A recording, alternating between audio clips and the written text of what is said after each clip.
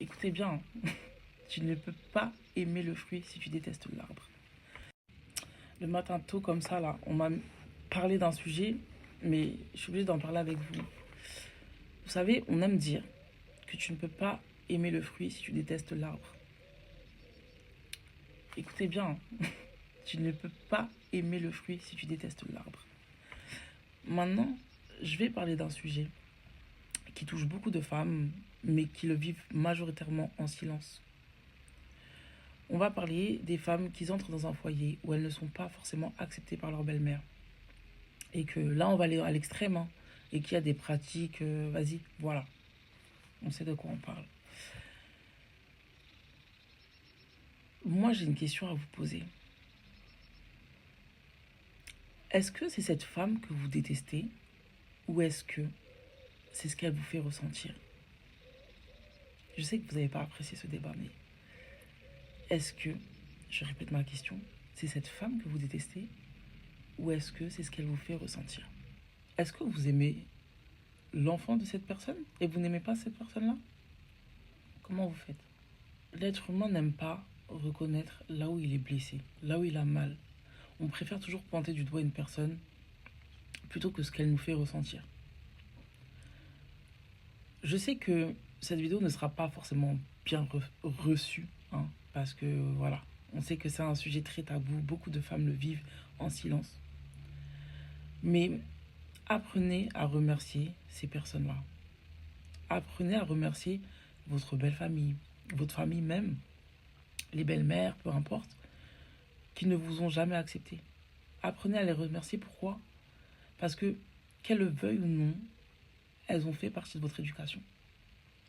C'est-à-dire que, là, je vais aller dans l'extrême peut-être, mais là où il y a eu des pratiques un petit peu, voilà, il y a des choses que vous n'auriez pas appris. Vous auriez continué de vivre dans un monde de bisounours, tout simplement. Donc, dites-vous toujours que ces personnes-là, finalement, comme on dit, il y a ce qu'on voit et qu'on peut reproduire, ce qu'on voit qu'on ne doit pas reproduire. Mais il y a aussi ce qu'on voit et les choses desquelles on doit apprendre à se protéger. Partez du principe que vous, par exemple, aujourd'hui, vous êtes parent. Vous allez vous dire que moi, mon enfant, je le protège de telle manière de toutes ces choses, voilà. Vous allez le protéger. Vous n'allez pas lui transmettre la manière de se protéger de ces choses-là. Donc forcément, votre enfant, quand il va rentrer dans son ménage, il aura face à lui une personne qui va lui apprendre à protéger son foyer, d'une manière ou d'une autre. La transmission sera faite d'une manière ou d'une autre. Parce que la seule chose à faire dans ce genre de situation, le conseil que je peux vous donner, c'est le détachement et le discernement. C'est-à-dire que je me détache, mais je ne peux pas te voir comme mon ennemi. Parce que de base, tu n'es pas mon ennemi. Moi, je suis simplement venu aimer une personne. Je n'ai rien fait d'autre. La raison pour laquelle, en fait, tu ne peux pas détester ta belle famille, ta belle-mère, peu importe hein, ce qui s'est passé. Je reconnais que c'est quelque chose qui peut faire énormément mal. Des fois, on peut se dire, ah, mais comment tu veux que je l'aime alors que la go, elle veut me canner et tout, machin. C'est vrai. Mais ce qu'il faut que vous puissiez vous dire, c'est que c'est cette personne qui a mis la personne que vous aimez aujourd'hui au monde. Juste pour ça, comme j'ai dit, vous pouvez être reconnaissant. Mais pas redevable. Ça, c'est deux choses différentes. Vous pouvez être reconnaissant, mais pas forcément redevable. Moi, je pars du principe où il y a aussi une chose qu'il faut savoir, c'est que en tant que belle-fille, normalement, vous avez sûrement peut-être des frères ou quoi que ce soit, mais toujours vous dire que vous devez être la personne qui unit et pas la personne qui divise. Et ça, juste pour ça, vous ne pouvez pas détester la personne qui a mis au monde votre moitié, la personne que vous prétendez aimer. Parce que c'est un lien direct en fait. Maintenant, comme j'ai dit, la seule chose que je peux vous conseiller, c'est le détachement. Il y a des choses que vous n'êtes pas obligé de subir, il y a des choses que vous n'êtes pas obligé de vivre. La meilleure manière de protéger votre foyer, encore une fois, détachement, discernement, et faites toujours ce que vous avez à faire. Mais ne vous laissez pas atteindre mentalement, émotionnellement. Voilà. N'attendez pas qu'on vous choisisse. Vous êtes votre propre choix. et sûrement le choix de cette personne-là. Et ne cherchez pas non plus à ouvrir les yeux à votre partenaire. Ça, c'est la plus grosse erreur que vous pourriez faire. Parce que généralement, ce qu'on va aimer faire, c'est crier à l'injustice. Ouais, mais pourquoi? C'est pas normal. Ouais, mais si demain, à toi, on vient te dire que, hé, t'as vu ta mère là? C'est ça qu'elle me fait. Comment tu vas le vivre? Est-ce que tu vas entendre de la même oreille? Ta mère, c'est ta mère. Tu pourras jamais lui tourner le dos. Dites-vous toujours, en fait, une chose qu'il faut toujours se dire, et moi que je me suis toujours répété. Déjà, séparer un homme de sa femme, ça n'existe pas pour moi. Alors, une mère de son fils, je ne sais pas si vous voyez la sacralité de la chose. Vous ne pouvez pas faire ça.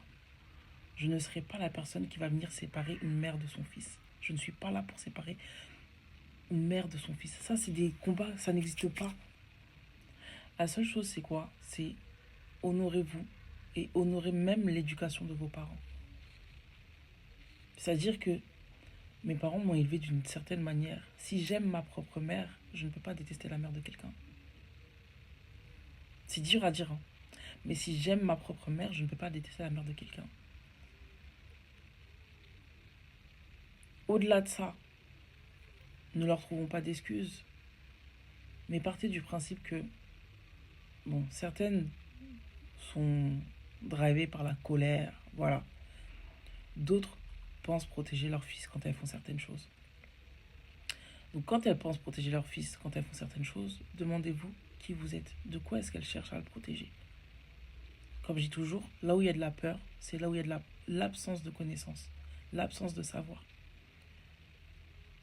Et ce qui se passe en face de vous, c'est ce qui se passe à l'intérieur de vous. Donc si vous, vous n'avez pas connaissance de qui vous êtes, de ce que vous portez, de tout ce que vous voulez, c'est à cet endroit-là que justement, il va y avoir tous les points de divergence, où il va y avoir tous les points de conflit. Mais pourquoi elle fait ci? Pourquoi machin? C'est pas juste. Mais dès lors où vous allez en avoir conscience, vous allez avoir conscience de toutes ces choses, vous allez comprendre. Ah, ok. Parce que, comme je dis, autant vous pouvez être des êtres de lumière, vous êtes comme un arbre, hein. Vous poussez autant dans la lumière que dans l'ombre. Donc, la personne, quelle partie de vous elle voit? Et ce que moi j'aime bien dire encore une fois, donnez-leur toujours raison. Ce que tu vois est la vérité, mais ce n'est peut-être pas ce que moi j'ai décidé de te montrer ou de t'offrir de ma personne aujourd'hui. Qu'est-ce que tu cherches à alimenter? Quelle part de moi tu cherches à alimenter? Moi, je suis un tout. Vous avez votre propre maîtrise de vous-même. Vous devez vous connaître pour justement aller au-delà de ces choses-là. Et vous êtes responsable de ce que vous laissez rentrer dans votre espace. Vous êtes responsable du chaos qu'il peut y avoir dans votre vie, entre guillemets, à certains endroits. Tant que vous n'en avez pas conscience. Quand vous en avez conscience, vous avez toujours le libre arbitre de savoir est-ce que je nourris cette chose ou est-ce que je ne la nourris pas. C'est tout. La vie est faite de choix. Vous avez choisi votre partenaire. Vous n'avez pas à subir votre partenaire. Vous n'avez pas à le sauver. Vous n'avez rien à faire à part vivre pour vous-même. Encore une fois, entre quatre planches, vous serez seul, pas deux.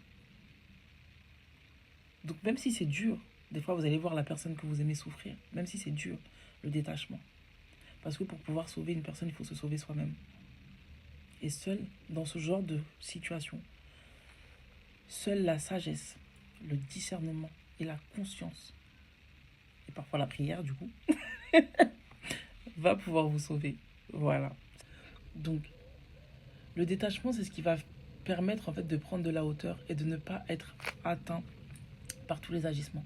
Mais cette personne, je le répète, vous fait un énorme cadeau. C'est-à-dire que vous allez voir là où vous avez besoin d'être choisi, là où vous allez vous sentir rejeté, là où vous allez justement pas faire preuve de discernement et peut-être tout mélanger à certains endroits. Ça va simplement vous faire grandir en fait. Ça va simplement vous faire grandir. N'ayez pas peur justement de ces choses-là parce que en vrai, plus vous allez avoir peur, plus vous allez nourrir, comme on peut dire, cet égrégore, cette énergie ou peu importe, voilà. Vous allez nourrir ces choses-là. Alors que non, comme je dis toujours, la peur ou l'amour. Quand vous vibrez d'amour là, il y a très peu de choses qui peuvent vous atteindre. Mais plus vous allez en avoir peur, justement, plus vous allez alimenter ces choses-là, plus ça va vous atteindre mentalement, émotionnellement, tout ce que vous voulez. Et une chose qu'il faut que vous appreniez à vous dire, c'est Ce qui se passe en dehors de votre foyer reste en dehors de votre foyer. Votre foyer, c'est vous, votre partenaire, et à la limite, Dieu, l'univers, peu importe, l'âme du couple, appelez ça comme vous voulez. Il n'y a que ça à faire. Il n'y a que ça à faire, sinon vous n'allez pas être heureux. Vivez votre vie. Vivez votre vie. Parce que finalement, même la personne avec qui vous construisez votre vie, demain vous partez, elle ne sera pas avec vous. Donc prenez ce que vous avez à apprendre. À apprendre. Et quand bien même on vous envoie des choses et des choses, on vous envoie de la haine, de la colère ou peu importe, répondez toujours par l'amour. Comme je dis toujours, en fait, n'acceptez pas de redescendre de vos fréquences pour rencontrer ça. Non, répondez toujours par l'amour. Ces personnes ne savent pas recevoir l'amour. C'est ça, hein. Vous voyez, quand vous êtes à l'école, là, vous cherchez une personne et que la personne vous répond calmement, ça vous énerve encore plus. Restez dans l'amour et faites les choses pour vous-même, que ce soit toujours dirigé vers vous-même. C'est tout. C'est tout. Parce qu'aujourd'hui, en fait, la seule chose, c'est n'alimentez pas ça. Vous ne pouvez pas être en guerre avec la personne qui a mis au monde votre moitié. Si vous comptez entrer dans une guerre, en fait, enfin, déposez, en fait. Juste déposer, ça sert à rien. Mettre le chaos dans une famille, pourquoi? Ça sert à rien. Restez dans votre coin. Et si vraiment la personne ne cherche pas à elle-même rester en paix, ben, elle récoltera tôt ou tard. C'est tout. Restez qui vous êtes, votre trajectoire. Honorez ce que vous avez construit. Apprenez à remercier ces personnes-là. C'est des personnes qui vous ont fait grandir quand même d'une manière ou d'une autre. Et qui vous ont appris à vous préserver, à vous protéger, à savoir ce qui était réellement sacré au sein de votre union, au sein de votre foyer, au sein de votre couple. Donc, l'apprentissage, hein, comme on dit, qu'il soit fait ou vécu d'une manière positive ou négative, reste un apprentissage. C'est la finalité qu'on prend. C'est la finalité qu'on endosse sur nous, qu'on garde sur nous, en fait, finalement. Et comme on dit, on peut tout nous retirer, mais on ne peut pas nous retirer le savoir. On ne peut pas nous retirer la connaissance. Et ça, c'est la plus belle des armes. Voilà. Dites-vous toujours que ces personnes, finalement, qu'elles vous aiment ou qu'elles vous aiment pas, et bah, de gré ou de force, elles vous ont transmis l'amour. Voilà. C'est tout.